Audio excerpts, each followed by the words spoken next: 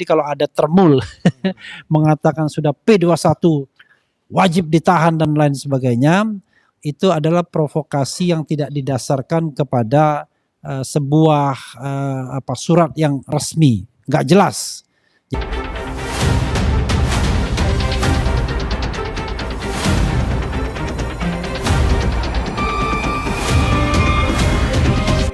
Assalamualaikum warahmatullahi wabarakatuh. Kawan-kawan semuanya, kita seperti biasanya mengadakan update buat media-media sekalian. Tapi pekan ini update kita tidak seperti hari biasanya setiap Jumat, tetapi kita geser ke hari Sabtu karena kita sudah melakukan rapat koordinasi pada hari Rabu kemarin. Jadi kita geser ke Sabtu agar kemudian ada perkembangan signifikan hasil rapat Rabu kemarin. Ada beberapa hal yang ingin kami sampaikan dalam kesempatan ini. 3 hal yang besar itu terkait dengan satu soal rumor P21 yang sampai sekarang belum jelas. Yang kedua nanti kita akan bicara tentang wajib lapor, dan yang ketiga update dari Mas Roy Suryo. Nah, mengenai hoax P21, kawan-kawan semua, sampai saat ini kami ya tim Troya dan juga prinsipal belum mendapatkan, belum melihat ada surat resmi atau apapun yang terkait bahwa kasus ini sudah P21. Jadi sebagai orang hukum kita tidak bekerja berdasarkan spekulasi karena itu akan menentukan langkah-langkah kita selanjutnya. Jadi kalau ada termul mengatakan sudah P21 wajib ditahan dan lain sebagainya, itu adalah provokasi yang tidak didasarkan kepada sebuah surat yang resmi, nggak jelas. Jadi selain memprovokasi itu tidak boleh, harusnya ya harus punya dasar yang jelas dan kuat. Nah, kita sudah punya format mengenai P21 sebenarnya. Kalau misalnya P21 harusnya seperti ini yang kami dapatkan dari kejaksaan ya. Ini salah satu kejaksaan negeri ya di Republik Indonesia tentunya. Jadi kalau misalnya kita mau P21 di sini dikatakan ya formatnya ada kata-kata P21 kemudian nomor, sifat, biasa, lampiran dan hal pemberitahuan hasil penyidikan perkara pidana atas nama tersangka titik-titik dinyatakan sudah lengkap ya. Kemudian yang terhormat pihak kepolisian, jadi ini surat dari kejaksaan kepada kepolisian, lalu memuat dasar hukumnya undang-undang, apakah itu KUHP yang lama atau KUHP yang baru, kemudian Undang-Undang 16 tahun 2004 tentang kejaksaan, kemudian berkas perkara nomor berapa, kemudian hasil penelitian berkas perkara oleh penuntut umum yang menyimpulkan bahwa hasil penyidikan telah lengkap. Kemudian poin 2-nya kawan-kawan semua ada dikatakan sehubungan dengan hal tersebut diberitahukan bahwa hasil penyidikan perkara pidana atas nama titik-titik-titik dinyatakan sudah lengkap. Ada statement seperti itu. Kemudian poin 3-nya sesuai dengan ketentuan pasal 61 ayat 4 Undang-Undang nomor 20 tahun 2025. Ini yang KUHP yang baru ya. Kalau KUHP yang lama tentu pasalnya pasal 138 ayat 2 ya. Penyidik diminta untuk menyerahkan tanggung jawab tersangka dan barang bukti kepada penuntut umum guna kepentingan penuntutan. Jadi kalau KUHP yang lama pasal 138, 39, 140 yang harus kita perhatikan. Kalau KUHP yang baru pasal 61.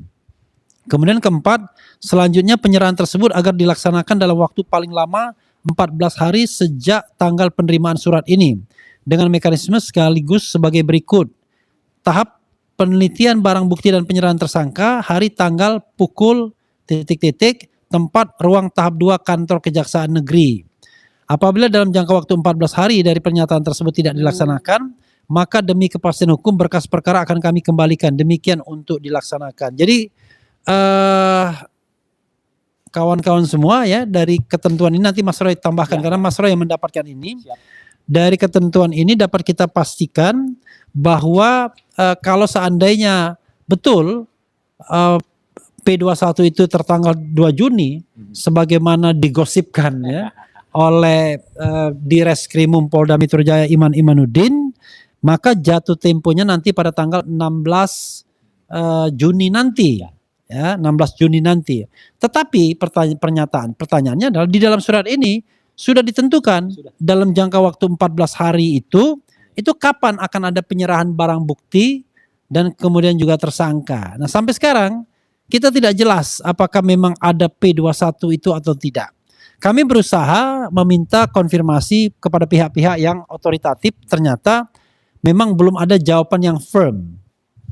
Mengatakan iya, tetapi kemudian akan kami cek lagi dan lain sebagainya. Jadi bukan sebuah pernyataan yang solid dan kemudian disertai dengan surat resmi atau surat formal bahwa berkas P21 itu memang sudah ada.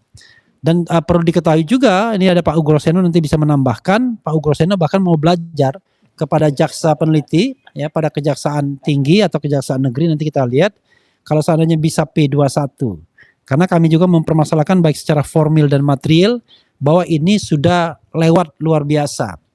Jadi secara formil kami sudah menghitung, kalaupun misalnya kejaksaan menggunakan KUHP yang baru, katakanlah karena KUHP lama tidak begitu lengkap, maka kami sudah menghitung waktu yang dibutuhkan itu hanya maksimal 70 hari sejak tanggal berkas ini dilimpahkan pertama kali kepada kejaksaan.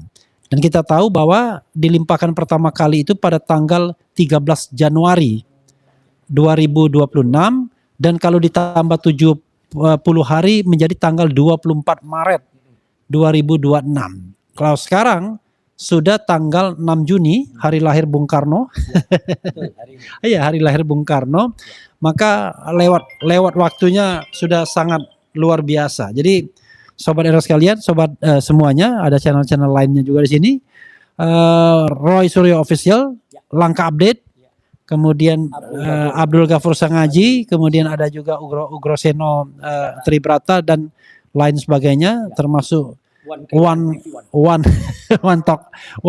TV One gitu ya, agar kemudian dari presiden mungkin. ada dari presiden, jadi ada telepon dari presiden ya. Karena itu kita mengatakan bahwa ini harus kita katakan bahwa lampau waktu sudah sangat luar biasa, baik berdasarkan KUHP lama maupun KUHP baru, sehingga seharusnya kasus ini sekali lagi harus di-drop, harus dihentikan ya, karena sudah tidak lagi sesuai dengan hukum acara, baik secara formil dan kemudian tadi substansinya secara material juga.